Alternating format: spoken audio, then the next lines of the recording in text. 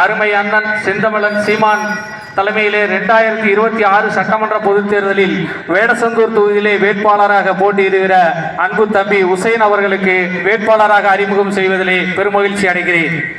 இப்போ எல்லா கட்சிகளுமே தேர்தல் அறிக்கை கொடுக்குறாங்க. நீங்கள் பார்த்தீங்கன்னாக்க திமுக, அண்ணா திமுக அவங்க 50 ஆண்டுகளாக அந்த நிலத்தை ஆண்டுட்டாங்க.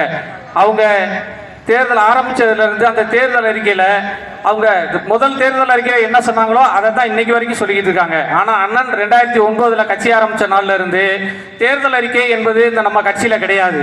2009 அண்ணன் ஆட்சியின் செயல்பாட்டு வரைவு இன்னும் ஒரு புத்தகம் கொடுத்தாரு. இன்னைக்கு இந்த 2026 ஒளி காணொலி காட்சியை இன்னைக்கு அண்ணன் போட்டு அறிமுகப்படுத்தியிருக்காரு.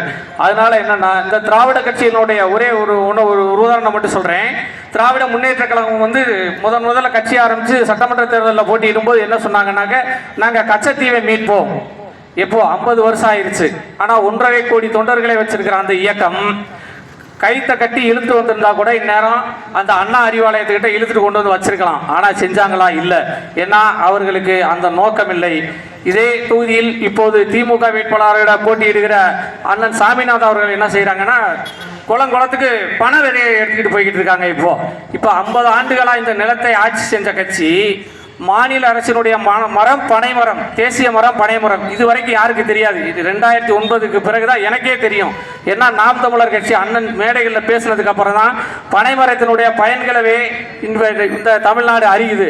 அதனால இந்த 50 வருஷமா இந்த நாட்டை ஆண்டு குட்டிச்சவர் ஆக்கிட்டு இன்னைக்கு ஐயா வீரா சாமிநாதன் என்ன செய்யறாரு, குளத்துக்கு பனை விதைகளை நட்டுக்கிட்டு இருக்காரு. இப்ப நான் என்ன கேட்கிறேன்னா, நீங்க நட்ட அந்த குளத்துல அந்த 5 ஏக்கர் இருக்குன்னா அந்த 5 ஏக்கர் சரியா இருக்கா, சுற்றுலாவில் நீங்க நட்டுருக்கிறீங்களா அப்படிங்கிறத இங்கே ஒரு பெரிய பிரச்சனையாகவே இருக்கு.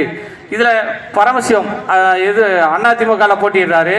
அவர் ஒரு வாக்கு கேட்கும்போது சொல்கிறாங்க, இந்த மக்கள் அவர்கிட்ட கேட்குறாங்க பரமசிவத்துக்கிட்ட, இல்லை மோடி வந்தாக்க 100 நாள் வேலையில் நிப்பாட்டிடுவாங்களாம்ல அப்படின்னாரு. அதற்கு நம்ம பரமசிவம் என்ன சொல்கிறாரு, நான் இருக்கும்போது 150 நாளாக இருந்துச்சு, இன்னைக்கு 100 நாள் ஆயிடுச்சு, நாங்கள் வந்தோம்னா திரும்ப 150 நாள் ஆக்கிடுவோம் அப்படின்னு ஐயா சொல்கிறாங்க. அதுக்கு அவர் கருத்து என்ன சொல்கிறாருன்னா, அவங்க பூராமே 12வது படிச்சிருப்பாங்க, அதனால அவங்க பொய் சொல்லுவாங்க. நான் 14 வருஷம் படிச்சிருக்கேன், MBBS படிச்சிருக்கேன், அதனால நான் பொய் சொல்ல மாட்டேன் அப்படின்னு சொல்லி இந்த வாக்கு கேட்குற மக்கள்கிட்ட பேசுகிறாங்க. அதனால அதாவது பொய் சொல்றதுக்கு 12வது படிச்சிருந்தா என்ன, MBBS படிச்சிருந்தா என்ன, எழுத படிக்க தெரியாதவன் எங்கள் ஊரில் ஏக்கர் கணக்கில் போய் பேசுகிறேன். அதனால 14 வருஷம் படிச்சங்கிறதே ஒரு அதிலே பொய் தான். இந்த அப்புறம் என்னங்கிறாரு, நான் 46 வயது இளைஞன், எனக்கு ஓட்டு போடுங்க அப்படிங்கிறாரு. இப்ப எனக்கு 46 வயசு தான் ஆகுது.